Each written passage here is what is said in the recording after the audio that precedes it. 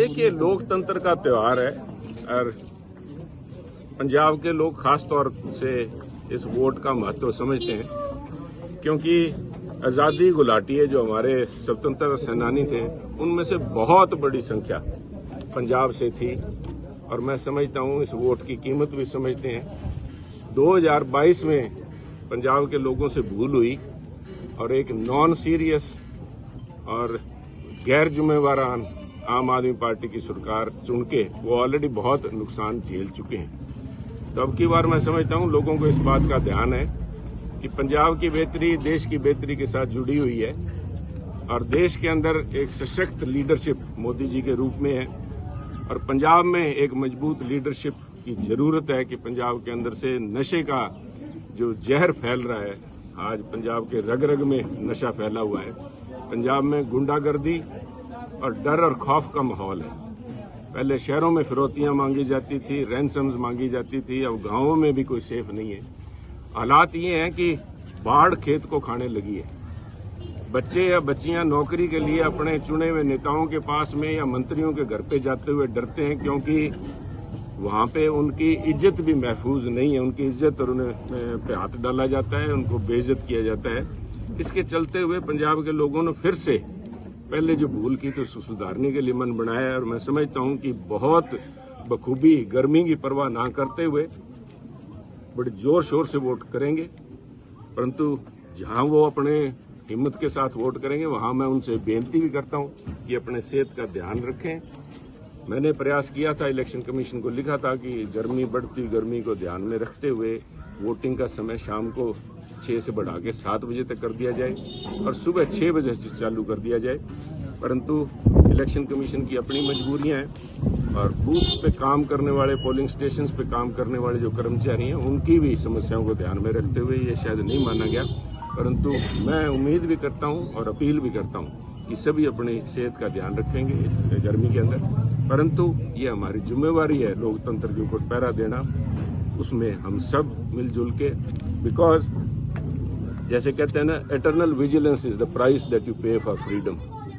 ये जो आज़ादी हमें लेके दी है, उसके हमारा उसमें कंट्रीब्यूशन सबसे बड़ा ये है कि हम चौकस रहें, अपने हकों के ऊपर पहरा दें। इसलिए पंजाब बड़ी बखूबी वोटिंग करेगा। राघव चड्ढा जी कह रहे हैं, आज वोटिंग के दिन उन्होंने बोला है कि जो पंजाब के जो मुद्दे हैं, चाहे पानी का मुद्दा है, चाहे बिजली का मुद्दा है, उनको अगर हल करवाना है तो आम आदमी पार्टी को जो वोट दें। तो क्या मानते हैं आप दिल्ली में जो क्राइसिस हो रहे हैं? देखिए राघव चड्ढा जी, मैं समझता हूँ स्वास्थ्य क्रांति की बात भूल गए हैं कि जब केजरीवाल साहब पटियाला आए थे और उन्होंने वहां पे एक 10 बेड का आईसीयू वार्ड में 10 बेड रख के स्वास्थ्य क्रांति की बात की थी। तो सबसे पहले राघव चड्ढा जी बताएं कि एक छोटा सा आंख ऑपरेशन कराने के लिए उन्होंने मोहल्ला क्लिनिक में क्यों नहीं करवाया, लंदन क्यों गए? हमारे गांव में से आप देखिए, सारे आम आदमी हम बैठे हैं यहाँ पे, कोई लंदन नहीं जाता अपने आंख का ऑपरेशन कराने। अगर राघव चड्ढा जी को अपनी सरकार पे भरोसा होता और अपनी स्वास्थ्य क्रांति पे भरोसा होता तो लंदन जाने के बजाय मोहल्ला क्लिनिक में कराते। ये लोगों को झूठ और बवंडर लोगों को गुमराह कर रहे हैं। अगर किसी किस्म की स्वास्थ्य की गारंटी है तो बीजेपी सरकार की, मोदी साहब की है। हर गरीब को 5 लाख रुपए उनके परिवार में स्वास्थ्य के लिए बीमा किया जाता है और बहुत से लाभार्थी भी मिलेंगे।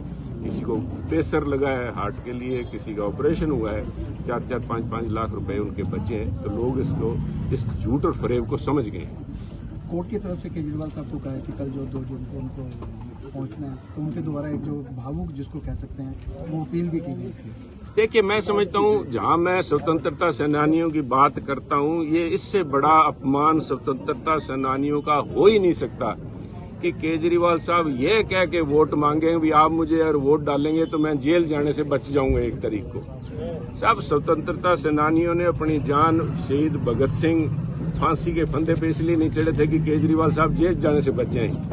वो इसलिए उन्होंने अपनी जान नहीं दी थी। लाला लाजपत राय जी ने लाठियां नहीं खाई थी कि एक शराब के घोटाले में हजारों करोड़ रुपए रिश्वत लेने वाले लोग और भ्रष्टाचारी लोग हैं, वो जेल में जाने से बच जाएं। इनफैक्ट ये कुर्बानियां दी गई थी कि कोई भी भ्रष्ट आदमी वो कानून के शिकंजे से बच ना सके।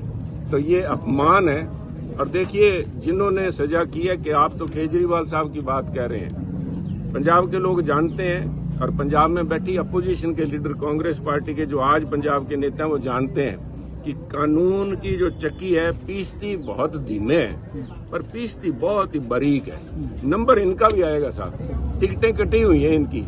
अब इनको किस दिन की फ्लाइट मिलती है, तिहाड़ में जाने की या यहाँ बड़ैल जेल में जाएंगे या फरीदकोट जेल में जाएंगे सारे साहब। इसलिए कांग्रेस पार्टी पंजाब की जो अपोजिशन पार्टी है, आम आदमी पार्टी और भगवंत मान के पैरों में अपनी जान बचाने के लिए बैठे हैं। ये दोनों, आम आदमी पार्टी और कांग्रेस पार्टी पंजाब की, जैसे हमारे पंजाब में कहावत है, नत्था सिंह और Prem Singh both are the same thing.